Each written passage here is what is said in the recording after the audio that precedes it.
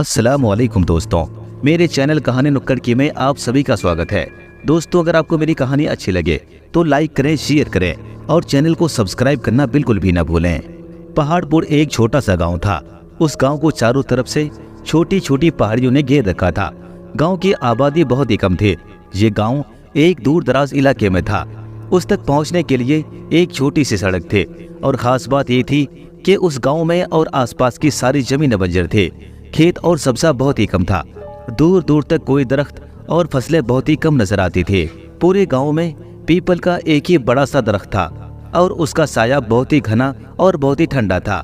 गर्मी के दिनों में उस साये में बैठने का बहुत ही मजा आता था, लेकिन गांव का कोई भी शख्स उस दरख्त या उसके साये के करीब जाने की भी हिम्मत नहीं करता था।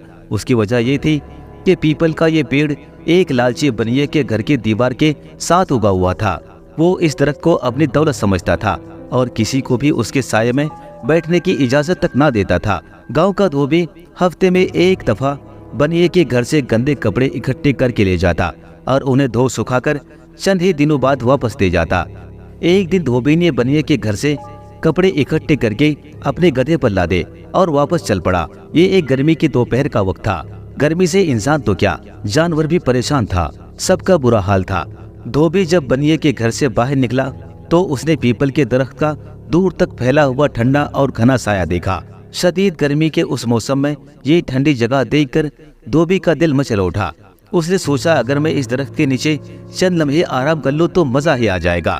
ये सोचकर उसने अपनी चादर दरख्त के साये के नीचे जमीन पर बिछा दी और पैर पसार कर लेट गया।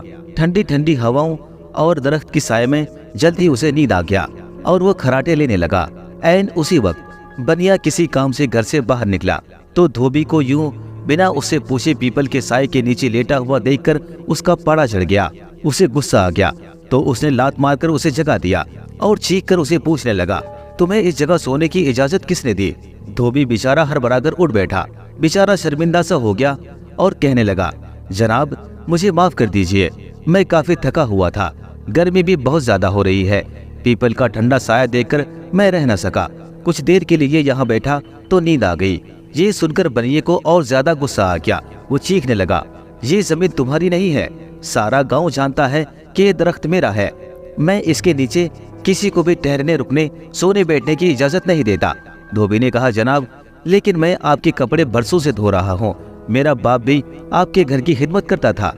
अगर मैंने 2 घड़ी आपके दरख्त के साये में आराम कर लिया तो इसमें आपका क्या नुकसान हुआ? अपने काम के बदले मुझे इतना हक तो मिलना चाहिए। यही सुनकर बनिया मजीद और अकड़ गया और कहने लगा, अगर तुम हमारे कपड़े धोते हो तो तुम्हें इसके बदले में पैसे भी मिलता है। मुफ्त में ये काम नहीं करते। तुम्हें एक घड़ी भी इस दरख्त के साये में आराम करने को नहीं दे सकता, क्योंकि इस दुनिया में कुछ भी फ्री में नहीं मिलता। बनिए की ये बात सुनकर धोबी हैरत से पूछने लगा, क्या तुम इस दरख्त के साये की भी कीमत मांगते हो? बनिया मुस्कुराते हुए बोला, बिल्कुल ठीक समझे। उसे रकम कमाने का एक और नया तरीका सूझ गया था। धोबी ने पूछा, क्या कीमत है इस साये की? बनिया बोला, अगर तुम दरख्त का ये साया खरीदना चाहते हो तो तुम्हें सोने के 1000 सिक्के अदा करने होंगे। 1 पाई भी कम नहीं लूंगा। इतनी ज्यादा कीमत सुनकर वो भी पेड़ के छांव का धोबी उछल पड़ा। फिर कुछ देर सोचता रहा और सोचकर बोला, ये तो बहुत ज्यादा कीमत है।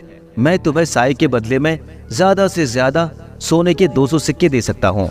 थोड़ी देर दोनों में बहस होती रही। बनिया उस बेवकूफ धोबी से ज्यादा पैसे लेने के लिए सोच रहा था और धोबी उस दरख्त के ठंडे साये के बदले में बनिए को ज्यादा रकम देने के लिए तैयार नहीं था। काफी बहसों मुबाहिसे के बाद बिल आखिर धोबी उस पीपल के दरख्त के साये के बदले सोने के 500 सिक्के देने को तैयार हो गया। बनिए ने भी उसकी ये पेशकश कबूल कर ली। वो खुश था कि मुफ्त में इतनी बड़ी दौलत मिल रही है। ये भी तय हो गया कि कल गांव के सरपंच को गवाह बनाकर एक मुआहदा लिखा जाएगा। धोबी पीपल के दरख्त के उस साये की कीमत बनिए को नगद अदा करेगा और दोनों इस मुआहदे पर दस्तखत करेंगे। उसके बाद पीपल के इस दरख्त का वो साया धोबी की अपनी दौलत हो जाएगी। सारे मामला तय हो जाने के बाद धोबी सोच विचार में अपने घर वापस आ गया। दूसरी तरफ बनिया बहुत ही खुश था कि उसने धोबी को बेवकूफ बनाकर एक मोटी रकम ऐंठ ली है। ये रकम तो उसे मुफ्त में ही मिल रही थी। आखिर दरख्त के साये की कीमत होती ही क्या है? साया भी वो जिसके नीचे वो खुद और ना ही उसके बीवी बच्चे आज तक बैठे थे। उसने मंसूबा बनाया कि इस पैसे से वो एक खेत खरीदेगा। बनिए ने अपनी अकल में तो धोबी को बहुत धोखा दिया था, मगर धोबी भी इतना बेवकूफ नहीं था जितना उसने समझा था। धोबी ने भी बदला लेने के लिए अपने दिमाग में एक मंसूबा सोच लिया था। घर पहुंचकर उसने गधे को उसकी जगह पर बांधा, उस पर लदे कपड़े उतारकर एक तरफ रखे और फिर अपनी बीवी से कहने लगा, सुनो, मुझे अपने सोने के जेवरात दे दो, मैं उन्हें गिरवी रखकर सुनार से रकम लेना चाहता हूँ। उसकी बीवी ये बात सुनकर दंग रह गई और पूछने लगी, इतनी रकम की एकदम क्या जरूरत आन पड़ी? धोबी ने कहा, मैं बनिए के घर के बाहर उगे पीपल के दरख्त का साया खरीदना चाहता हूँ। मैं इस गर्मी में उसके नीचे आराम करना चाहता हूँ। धोबी बताने लगा। धोबी की बात सुनकर उसकी बीवी को तो अपने कानों पर यकीन ही नहीं आया। वो सोचने लगी कि शायद उसके शोहर का दिमाग खराब हो गया है, वो पागल हो गया है। क्या किसी ने दरख्त का साया भी खरीदा है? क्या साया भी कोई बिकने की चीज होती है? वो धोबी को समझाने की कोशिश करने लगी कि ये बेवकूफी मत करो, इस तरह तुम इन जेवरात से भी हाथ धो बैठोगे, क्योंकि कोई भी तुमसे दोबारा ये साया नहीं खरीदेगा। उस तरह से तुम उधर से भी बर्बाद हो जाओगे और तुम्हारी रकम भी तुम्हें वापस नहीं मिलेगी। लेकिन धोबी अपने फैसले पर अटल था। उसने अपनी बीवी की कोई भी बात सुनने समझने की कोशिश नहीं की। बीवी फिर कहने लगी, मेरा तो मशवरा यह है कि तुम जेवरात बेचकर कोई खेत खरीद लो, उस पर फसल लगाओ, जिसे बेचकर तुम ज्यादा से ज्यादा पैसे वसूल कर सकते हो और अमीर बन सकते हो। धोबी कहने लगा, देखो, पहली बात तो ये कि मैं धोबी हूँ, मुझे सिर्फ यही काम आता है। मैं रातों रात किसान नहीं बन सकता। खेत में हल चलाना, बीज बोना और फसल बेचना मेरे बस की बात नहीं है। मैं बचपन से एक धोबी हूँ। मैं 10 साल भी खेत पर मेहनत करके उतने पैसे नहीं कमा सकता जितने के इस साल से 6 महीने में कमा लूंगा, और उसके बाद तुम्हारे जेवरात भी तुम्हें वापस कर दूंगा। धोबी की बीवी समझ गई कि उसका शोहर अपना इरादा बदलने वाला नहीं है, इसीलिए उसने मजीद बहस नहीं की और चुपचाप अपने जेवरात वाली पोटली लाकर शोहर के हवाले कर दी।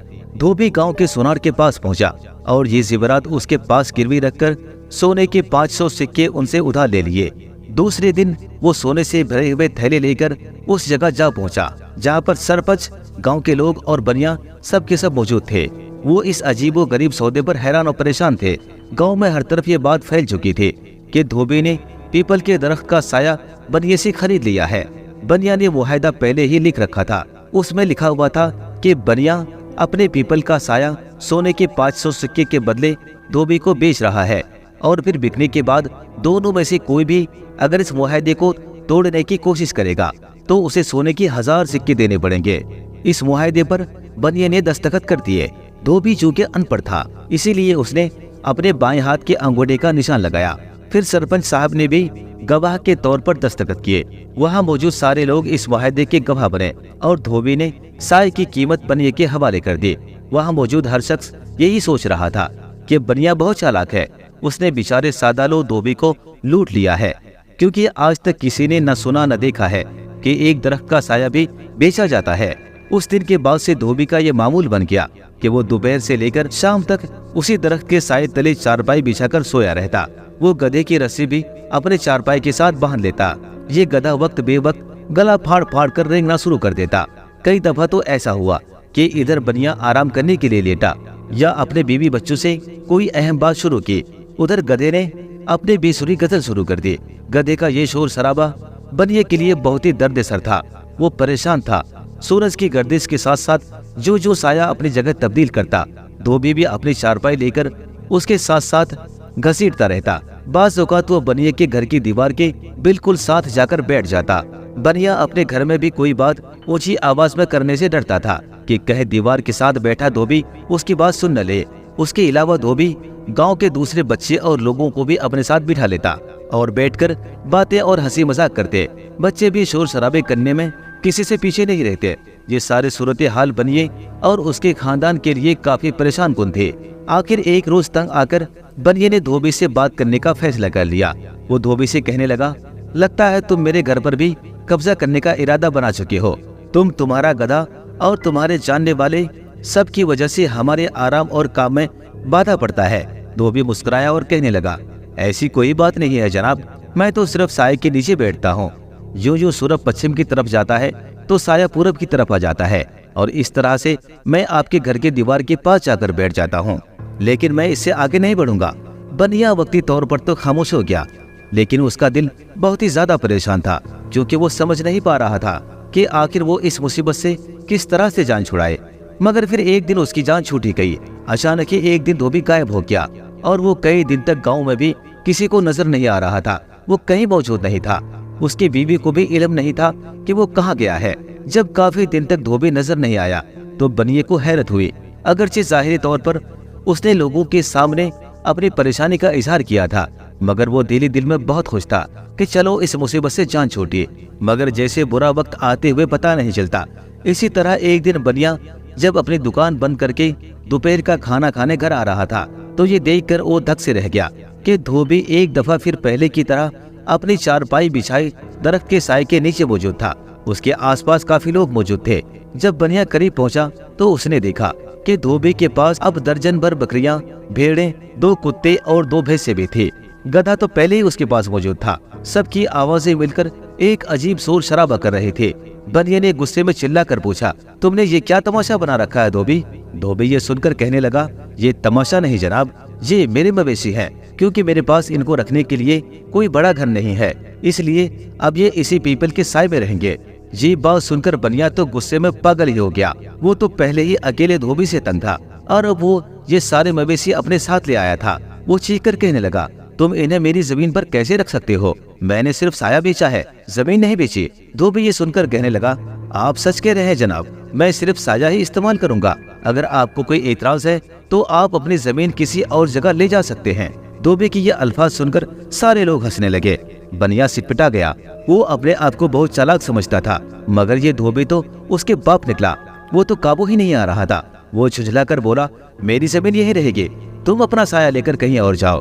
बनिए की बात सुनकर धोबी ने एक और कहका लगाया और कहने लगा, तो फिर ठीक है, मैं पीपल का दरख्त भी अपने साथ लेके जाऊंगा, क्योंकि ये साया इसी पीपल के पेड़ की वजह से है। धोबी की ये बात सुनकर बनिया और ज्यादा परेशान हो गया। वो अपने बाप दादा के लगाए हुए दरख्त को काटने की इजाजत कैसे दे सकता था?